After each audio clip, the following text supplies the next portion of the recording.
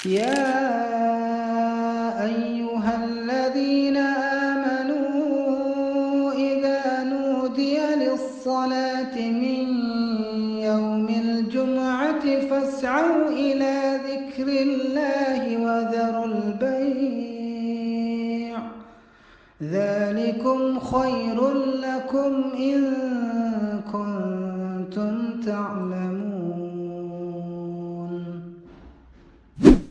رب العالمين إن الحمد لله نحمده ونستعينه ونستغفره ونعوذ بالله من شرور أنفسنا ومن سيئات أعمالنا من يهد الله فلا مضل له ومن يضلله فلا هادي له أشهد أن لا إله إلا الله وحده لا شريك له وأشهد أن محمدا عبده ورسوله لا نبي ولا رسول بعده صلاة الله وسلامه على رسول النبي الكريم وعلى آله وأصحابه أجمعين ومن تبعه بإحسان إلى يوم الدين.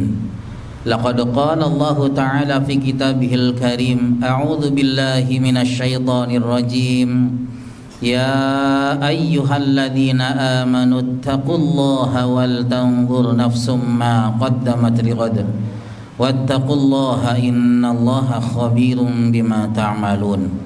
فيا عباد الله أوصيني وإياكم بتقوى الله تزودوا أنفسكم بتقوى الله فإن خير الزاد التقوى. Hadirin rahimakumullah, alhamdulillah segala puji milik Allah. Bersyukur kita kepadanya atas setiap keberlimpahan nikmat yang terus-menerus Allah curahkan, mengiringi setiap pergerakan kehidupan kita, mengiringi setiap langkah kaki kita dan tarikan nafas kita. Salawat salam senantiasa dilimpah curah kehadirat Nabi besar Muhammad sallallahu alaihi wasallam. Allahumma salli wa sallim wa barik alaihi. Dan hati berpesan tentunya pada pribadi serta jamaah sekalian untuk tetap menjaga, memelihara keimanan yang sudah tertanam di dalam dada, terpatri di dalam hati, dan bertanggung jawab untuk mengantarkannya menuju derajat kemuliaan, yaitu ketakwaan, sebagaimana yang diperintahkan di dalam beberapa ayat Al-Quran. Salah satunya yang dikutip oleh khatib tadi dan kemudian dikukuhkan melalui surah Ali Imran ayat 102. Allah berfirman, ya ayyuhalladzina amanu taqullaha haqqa tuqatih wa la tamutunna illa wa antum muslimun. Hadirin rahimakumullah, sejatinya memang perjalanan dari hari demi hari yang kita jalani ini, waktu yang terus berlalu ini adalah semata-mata terus agar kita bisa mengembalikan kondisi kita pada kondisi yang paling prima di dalam keimanan kepada Allah, dan kondisi yang paling prima itu adalah ketakwaan. Hari-hari yang terbaik dalam 10 hari awal bulan Dzulhijjah, di mana setiap amal-amal sangat dicintai oleh Allah, telah berakhir, dan puncaknya pun yaitu di hari Arafah juga sudah berlalu. Bahkan pada hari-hari terbaik di mana ada hari Nahr, yaitu hari penyembelihan hewan kurban, pun akan segera berakhir pada keesokan harinya, sebagai kesempatan bagi orang-orang yang masih memiliki niatan belum berkurban tetapi ingin berkurban. Waktu masih terbentang, sebagaimana beberapa yang disepakati oleh ulama, bahwa hingga hari tasyrik berakhir maka kesempatan melaksanakan amal tersebut masih terbuka.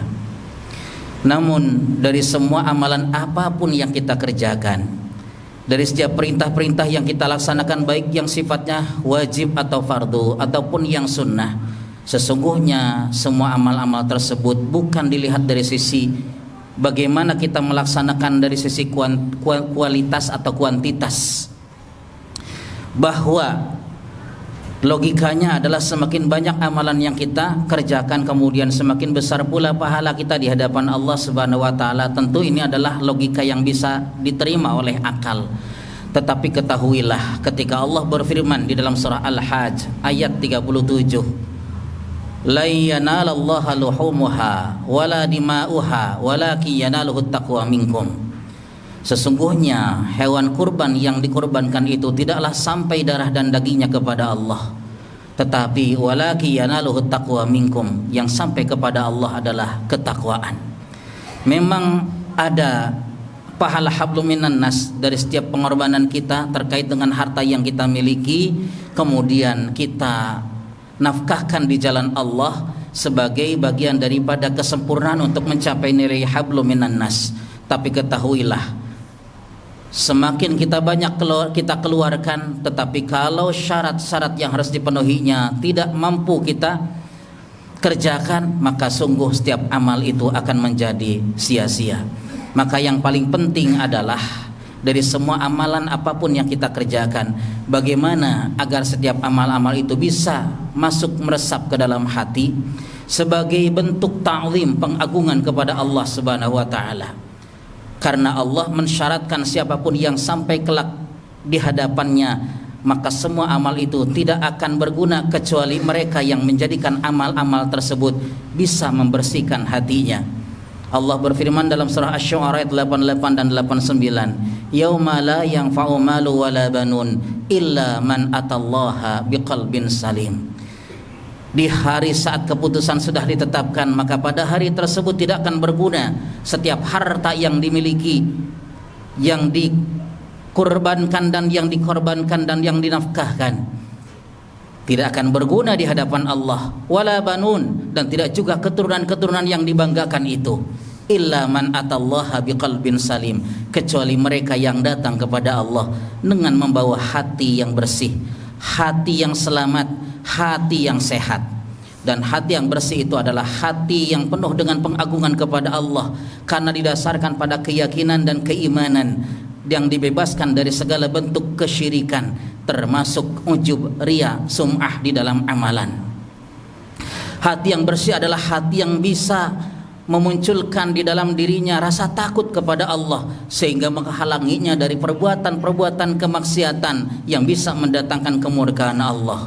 Hati yang bersih adalah hati di mana hati yang bisa memberikan dorongan untuk melakukan amal-amal ketaatan, karena memang di dalam hati yang bersih mereka adalah yang sangat berharap akan setiap janji-janji Allah Subhanahu wa taala kelak pada yaumul akhir. Ikhwati fillah rahimakumullah, sehingga setiap amalan apapun yang kita kerjakan, perhatikanlah bahwa ketika dia masuk meresap ke dalam hati, maka disitulah nilai yang bisa kita jadikan sandaran untuk mendapatkan keridhaan Allah Subhanahu wa taala. Ada sebuah kisah yang sangat menarik, dan tentunya kisah ini sudah sangat sering kita dengar, yaitu kisah yang diriwayatkan oleh Imam Bukhari dan Muslim, yang disampaikan oleh Rasulullah sallallahu alaihi wasallam. Pada masa dulu ada seorang yang ingin bertaubat dan dia telah melakukan 99 pembunuhan. Kalau kita sedikit merenungkan, orang yang telah melakukan 99 pembunuhan berarti adalah orang yang mudah tersinggung, orang yang mudah atau orang yang temperamental. Sedikit saja barangkali disinggung, maka yang berbicara adalah pedang dihunuskan. Namun kemudian oleh Allah dibuka pintu hatinya bahwa itu semua merupakan dosa, dan dia pun pernah menyadari bahwa Allah Maha Pengampun, Allah Maha Luas rahmatnya. Namun ia ragu, akankah Allah mengampuni seluruh dosa-dosa besarnya yang telah melakukan pembunuhan 99 orang. Maka ia pun bertanya kepada masyarakat sekitarnya, kepada orang-orang yang ada di sekitarnya, dullani an alimin, tunjukkan kepadaku seorang yang berilmu yang bisa mengarahkan aku bagaimana cara bertaubat kepada Allah. Maka fadulla ala rohibin, ditunjukkanlah oleh salah satu orang di sekitarnya kepada seorang rohib. Rohib adalah sebutan sebagai orang yang ahli ibadah, yang dikenal karena dedikasi waktu-waktu yang dilaluinya untuk senantiasa beribadah kepada Allah Subhanahu wa taala. Berarti ia adalah orang yang dikenal banyak ibadahnya kepada Allah. Maka orang di sekitarnya menunjukkan kepada rahib tadi. Datanglah si pemuda tadi yang hendak bertobat kepada rahib tadi. Tunjukkan kepadaku, aku telah membunuh 99 orang. Bagaimana cara bertaubat kepada Allah? Lalu kemudian sang rahib berkata, Jangankan 99 orang yang telah kau bunuh, satu orang saja merupakan dosa besar. Maka setiap orang yang terkena dalam dosa besar, maka ia akan mendapatkan siksa di hadapan Allah. Taubatmu tidak akan diterima. Sebagaimana tadi diceritakan di awal, mungkin ia tersinggung dengan ucapan tersebut sehingga kemudian ia berkata, kalau begitu tidak ada salahnya aku bunuh satu lagi sehingga lengkaplah yang dibunuh menjadi 100 orang. Tapi rupanya Allah yang maha pengasih dan penyayang tidak menyanyiakan setiap ada keinginan dari setiap diri orang-orang yang ingin meminta ampunan dan bertobat walaupun itu hanya sekedar sinar yang redup. Maka Allah pun dorong dia untuk selagi bertanya kepada orang-orang yang ada di sekitarnya, dullani an alimin, tunjukkan kepadaku seorang ilmu yang bisa menjelaskan kepadaku bagaimana cara bertaubat kepada Allah atas dosa-dosaku, karena aku tahu Allah katanya maha pengampun, Allah maha luas rahmatnya. Maka pastinya dosa yang dilakukan oleh seseorang ini berapapun besarnya tidak akan pernah sebanding dengan sifat pengampunnya Allah dan maha luas rahmatnya Allah. Maka akhirnya ditunjukkanlah kepada seorang yang berilmu. Ketika ia bertanya kepada seorang yang berilmu, maka orang yang berilmu tadi memberikan jawaban dengan penuh kasih sayang dan senyuman. Wahai pemuda, Allah itu maha luas ampunannya, Allah itu maha luas rahmatnya. Segiranya dikumpulkan setiap orang-orang yang berdosa sebesar dosamu, bahkan lebih besar dari dosa-dosamu yang telah membunuh 100 orang itu dari mulai awal zaman hingga akhir zaman, maka sungguh semua dosa-dosa yang dikumpulkan itu tidak akan pernah bisa melampaui sifat pengampunnya Allah, tidak akan bisa melampaui sifat kasih sayangnya Allah. Maka dosa-dosamu akan diampuni oleh Allah, namun ada syarat yang harus kau penuhi. Intaliqu ila ardin kada wa kada. Kau tidak bisa lagi menetap di tempat atau di negerimu menetap. Engkau harus pergi meninggalkan negerimu, kampungmu, menuju kampung di mana di sana dihuni oleh hamba-hamba Allah yang saleh. Sebab sekiranya kau menetap di kampungmu, maka pertobatanmu tidak akan bisa istiqomah. Kau akan tertarik lagi pada kemaksiatan yang dilakukan oleh orang-orang yang ada di kampungmu. Namun jika kau pergi ke negeri sana, maka di sana dihuni oleh hamba-hamba Allah yang saleh. Boleh jadi setiap kali ada keinginanmu untuk bermaksiat, maka merekalah yang akan menjagamu, mereka yang akan mengingatkanmu. Maka ia pun tersenyum dan penuh dengan semangat. Ia segera berkemas dan akhirnya pergilah ia menuju kampung yang diarahkan. Perjalanannya mungkin cukup jauh, meletihkan dan melelahkan, tetapi semangatnya untuk bertobat kepada Allah begitu besar sehingga ia pun tetap menelusuri jalan-jalan itu, kendati pun mungkin batu-batu yang terjal, padang pasir yang begitu panas. Akhirnya ketika hatta idza nasafa bainal ardaini, sehingga ia sampai di pertengahan antara dua kampung yang sudah ditinggalkan dan hendak dikunjunginya, ia pun kelelahan, jatuh sakit sehingga kemudian meninggal. Dalam hadis disebutkan nasafa bainal ardaini, telah berada di pertengahannya. Sebut saja kalau perjalanan itu 100 km, berarti dia ada dalam kilometer 50. Pada saat itulah kemudian datanglah malaikat rahmat dan kemudian disusul dengan malaikat azab. Begitulah cerita Nabi. Pada saat itu berjumpa dua malaikat yang sama-sama memiliki kepentingan yang berbeda. Rupanya setiap kali ada hamba Allah, jika dia dipenuhi dengan kemaksiatan, maka yang akan menjemput ruhnya adalah malaikat azab. Tetapi jika ada hamba Allah yang hidupnya dipenuhi dengan ketaatan dan kebaikan, maka dia akan dijemput oleh malaikat rahmat, membawanya kepada Allah dan memasukkannya ke dalam surga. Namun rupanya ruh ini dijemput oleh dua malaikat yang saling bertolak belakang, sehingga kemudian mereka saling bertanya. Malaikat azab yang duluan bertanya kepada malaikat rahmat, apa gerangan yang menjawabkan kau datang ke tempat ini? Aku hendak membawa ruh fulan bin fulan. Apa alasannya? Innahu jaa taiban muqbilan biqalbihi ilallahi ta'ala. Sesungguhnya ia datang dalam keadaan bertobat, menghadap kepada Allah dengan hatinya. Itulah yang dikatakan oleh malaikat rahmat. Namun dijawab oleh malaikat azab, innahu lam ya'mal bi khairan qattu. Sesungguhnya orang tersebut belumlah sedikit pun beramal kebaikan. Artinya dosa besarnya 100 pembunuhan, tetapi tidak ada satupun amal kebaikan yang ia lakukan, melainkan ia hanya sekedar bergerak berjalan menuju tempat pertobatan. Namun yang menjadi alasan malaikat rahmat adalah innahu jaa taiban muqbilan biqalbihi. Ini yang kita garis bawahi. Sesungguhnya dia datang kepada Allah menghadap dengan hatinya. Artinya ada kesungguhan. Hatinya yang menghadap kepada Allah, bukan sekedar gerakan fisiknya, tetapi hatinya memang menghadap kepada Allah.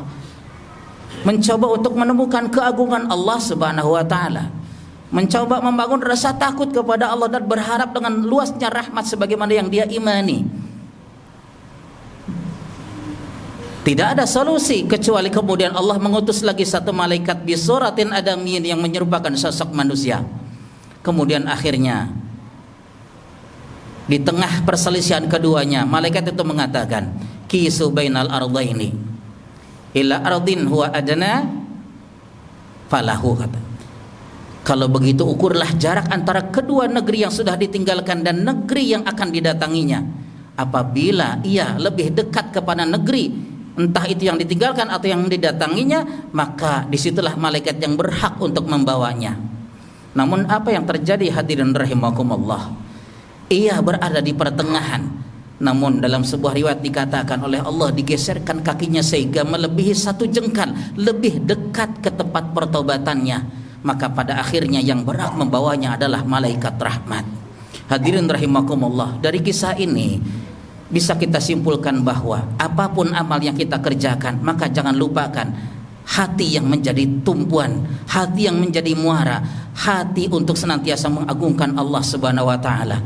Dan pada hari-hari tasyrik ini Allah berkesempatan untuk terus mengagungkannya melalui takbir muqayyad yang selalu dibaca atau diucapkan pada setiap selesai salat fardu hingga hari tasyrik berakhir pada salat asar. Namun tentunya bukan sekedar lafaz yang diucapkan, hatinya ikut mengagungkan Allah Subhanahu wa taala. Aqulu qauli hadza astaghfirullah li wa lakum.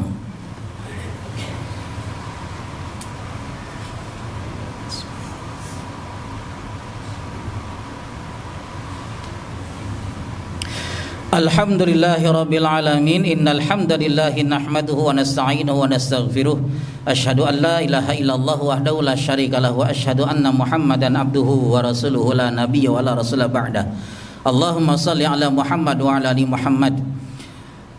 Qala Allah ta'ala fi kitabihil karim, a'udzu billahi minasyaitonir rajim. Ya ayyuhalladzina amanu taqullaha haqqa tuqatih wala tamutunna illa wa antum muslimun. Wa qala aidan innallaha wa malaikatahu yusalluna 'alan nabi ya ayyuhalladzina amanu sallu 'alaihi wa sallimu taslima.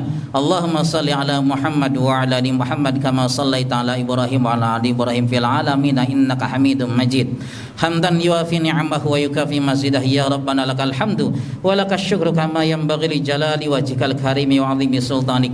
Allahumma shalli wa sallim wa radhiyallahu ta'ala an kulli sahabati Rasulillah ajma'in walhamdulillahi rabbil alamin. Allahumma inna nas'aluka ridhaka wal jannah wa na'udzubika min sakhatika wan nar. Rabbana asrif 'anna 'adzaba jahannam inna 'adzabaha kana ghurama innaha sa'at mustaqarra wa muqama.